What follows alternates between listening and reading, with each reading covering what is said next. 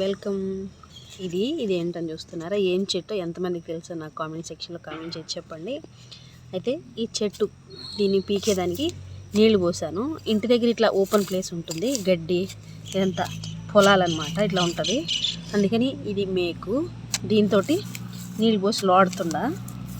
ఎందుకు అని అంటే ఇక్కడ పడింది కదా, కుండీలో పెట్టి కొంచెం మంచిగా బ్రతికిందంటే ఎత్తుకుపోయి మన ధ్యానాశ్రమంలో పెడదామని చెప్పేసి.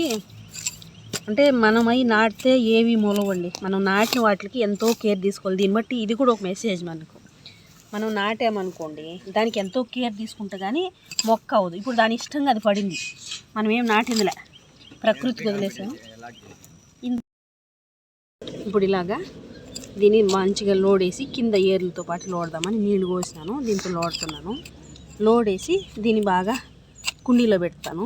కుండీలో పెట్టి కొంచెం బాగా బతకనిచ్చి ఎత్తుకుపోయాడ ఆశ్రమంలో పెడదామని ఇది చెప్తాను. తెలిసిన వాళ్ళు కామెంట్ చేయండి, తెలియని వాళ్ళు కూడా చెప్పండి. దీన్ని పనస చెట్టు అంటారు. పనస పండు తింటాం కదా మనం, పనస చెట్టు తినేసి పడేస్తూ ఉంటాం కదా, అట్లా తిని పడేస్తే మొలిచిపోయింది. అన్నీ వాటి అంతటా ప్రకృతి సహజంగా బ్రతికేటివి చూడండి ఎలా ఉంటుందో. మనం నాటితే ఎన్ని కేర్ తీసుకోవాలి తెలుసా, అన్ని కేర్ తీసుకోవాలి. ఇప్పుడు దీనికి ఏనాడు ఒక్కరోజు కూడా నీళ్ళు పోయలేదు మనం. అసలు నేను ఇది ఉందని కూడా తెలియదు. ఒకరోజు ఏదో బ్రష్ చేసుకుంటూ బయట నుంచి ఉంటే చూస్తే కనపడింది.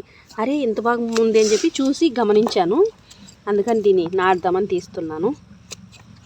బొప్పాయి చెట్టు ఉంది, దీనిలోనే కొంచెం లోతుగా లోడేసి నాటేద్దాం. దాన్ని మీకు చూపిస్తాను నేను అది ఏంటనే. వీలైనంతవరకు నేను చేయగలిగినంత చూసారా, ఈ మాత్రం అయితే రూట్స్ తీసాను. రూట్స్ కట్ అవ్వకుండా ఉంటేనే బ్రతుకుతుంది కాబట్టి రూట్స్తో పాటు తీసాను నేను. ఇది ఏం చెట్టు అని మీరు కామెంట్ సెక్షన్లో కామెంట్ చేసి చెప్పండి నాకు తెలుసుంటే.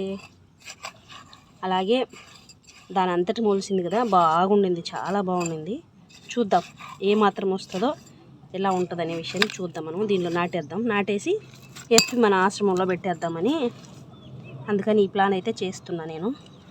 ఇలాగే మట్టిలో పెట్టేసేయాలి వేరుతో పాటు. రూట్స్ ఉంటేనే బ్రతుకుతాయి కదా, అందుకని మంచిగా అయితే నేను చేయగలిగినంత వరకు రూట్స్ కట్ అవ్వకుండా తీయడం కోసమే వాటర్ పోసి బాగా కొంచెం నాననిచ్చి తీసాను. ఇది మంచిగా బ్రతకాలి, మంచి పెద్ద చెట్టు అవ్వాలి, పళ్ళు కాయలు అన్నీ ఇవ్వాలి,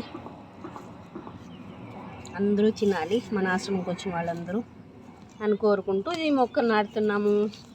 ఓకేనా బంగారు తల్లి, ఐ లవ్ యూ.